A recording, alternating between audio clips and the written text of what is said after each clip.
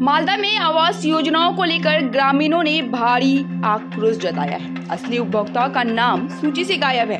Every drop of water counts. SBM Gold's water tank is the most sustainable and durable water storage solution available. Our hashtag Asli Commitment. Malda के मानेचक block की भूतनी के दक्षिण चांदीपुर ग्राम पंचायत में आवास योजनाओं की सूची को लेकर काफी शिकायतें सामने आ रही है और इसी बीच पंचायत के बूथ संख्या 107 से संबंधित कॉलोनी संख्या 2 के 200 परिवारों में से एक को भी आवासीय सूची में शामिल नहीं किया गया है, जिससे निवासियों में आक्रोश है। मालूम हो कि भूतनी के दक्षिण चांदीपुर ग्राम पंचायत के बूथ संख्या 107 क्षेत्र में 3 गांव हैं। ये गांव भुवन टोला, कॉलोनी नंबर 1 और कॉलोनी नंबर 2 है।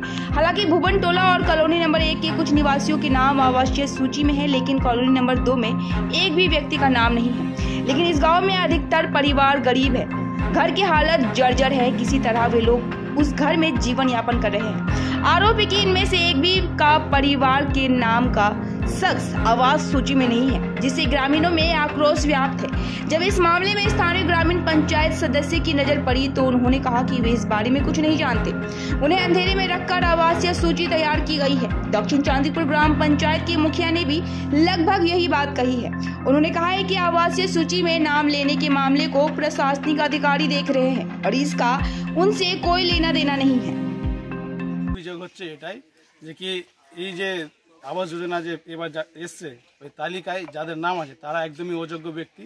ঠিক আছে, আমাদের অভিযোগ এটাই, যারা যোগ্য তাদেরকে এই তালিকায় নথিভুক্ত করা হোক, আর যারা অযোগ্য তাদেরকে সার্ভে করে এসে আবার নতুন করে সার্ভে করুক। যারা মানে একদমই অ্যাকচুয়ালি মানে অযোগ্য তাদের দেখবেন আপনি কারো কিছু আসেনি, তালিকায় কোনো নামই নেই, কিন্তু যাদের বাড়ি আছে, যারা চাকরি করে তাদের নামে আজকে ওই তালিকায় নাম আছে। কেন নাম আসলো ওদের সেটা আমি ঠিক বলতে পারবো না। ওটা হয়তো ওদের কিছু আছে, ওদের মধ্যে কিছু আছে। কারা যুক্ত এর পেছনে? এদের মধ্যে আমাদের আগে যারা ওই পার্টির সঙ্গে যারা যুক্ত ছিল। কোন পার্টি ওরা তো কি করে কখন কি করে সেটা আমার ঠিক জানা নাই, ঠিক আছে কি না, কিন্তু ওরা পার্টির সাথে যুক্ত আছে, ওদের একটা হাত আছে, ঠিক আছে না। ওরা ওইভাবে করেই নিজেদের নামগুলো ঢুকিয়েছে, গরিব মানুষের এটা মেরে ওরা নিজেরা নিয়েছে। প্রশাসনের কাছে আপনারা জানিয়েছেন? প্রশাসনের কাছে আমরা ডেপুটেশন করেছি, একটা অ্যাপ্লিকেশন জমা করেছি বিডিও স্যারের কাছে। ওই বিডিও স্যারের এটাই হচ্ছে জেরক্স কপি। ঠিক আছে, কি জানিয়েছেন প্রশাসনের লোকজন? প্রশাসনকে আমরা এটাই জানিয়েছি যে এবার যারা সার্ভে করতে এসেছিল, সার্ভে আধিকারিক সহ পঞ্চায়েতের কর্মী যারা ছিল তারা ঠিকঠাকভাবে সার্ভে করেনি এবং আমাদের লোকাল মেম্বারকে না জানিয়ে তারা সার্ভে করে গেছে।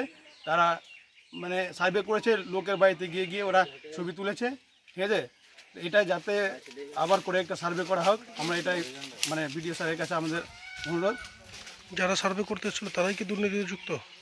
ওটাই হবে তাই মনে করছি আমি, কেন যে কি ওনারাই তো এসেছিলেন এবং আসার পরে ওনারা আমাদের লোকাল মেম্বার তাদেরকে কোনো কিছু ইনফরমেশন দেননি। ওরা এই বুথে কারো কি নাম আছে? এই বুথে আমাদের মানে এখানে আমাদের এই পাড়াতে 2 নম্বর করিতে কারো নাম নাই, সবই যা আছে 1 নম্বর করিতে, বাকি ভুবন টোলাতে আছে। যাদের নাম আছে তারা কি চাকরি করে? তারা কি বাড়ি ঘর আছে? ওদের বাড়ি ঘরও ভালো আছে, কেউ বিজনেসও করে, এমনকি কেউ সার্ভিসও করে। রাজনৈতিক কি ছত্রছায়া আছে এগুলোর পিছনে? হতে পারে। কোন দলের? পঞ্চায়েত কোন দখলের? পঞ্চায়েত এখন বিজেপির আছে।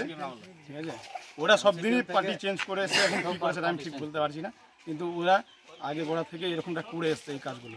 এই গ্রামের লোকজন মূলত কার সমর্থক? কোন দলের? এখন টিএমসির সমর্থক সব। টিএমসির সমর্থক, ওই জন্য কি বঞ্চিত সব? মনে তো হচ্ছে না। তাই কি চাইছেন আপনারা? আমরা চাইছি এই তদন্তটা আবার করা হোক, আবার যারা সার্ভে করতেছিলেন নতুন করে সার্ভে করা হোক। ঠিক আছে, গরিব মানুষের দিকে, গরিব মানুষের যেটা ভাগ অধিকার সেটা যা গরিব মানুষকে দেওয়া হোক, এটাই আমাদের কাছে বিডিও স্যারের কাছে অনুরোধ। কী নাম আপনার? আমার নাম হচ্ছে হিমাচল সরকার। বাদ দিয়ে দেওয়া হয়েছে আমি সঠিক বলতে পারবো না।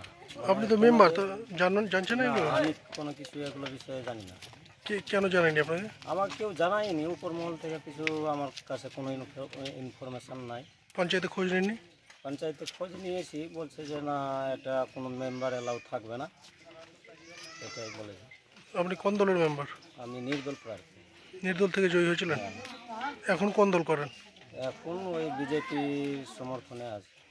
বিজেপির সমর্থনে থাকার পরেও আপনাকে কিছু জানাচ্ছে না? না, ওগুলো কিছু ইনফরমেশন। কি বলছে প্রধান?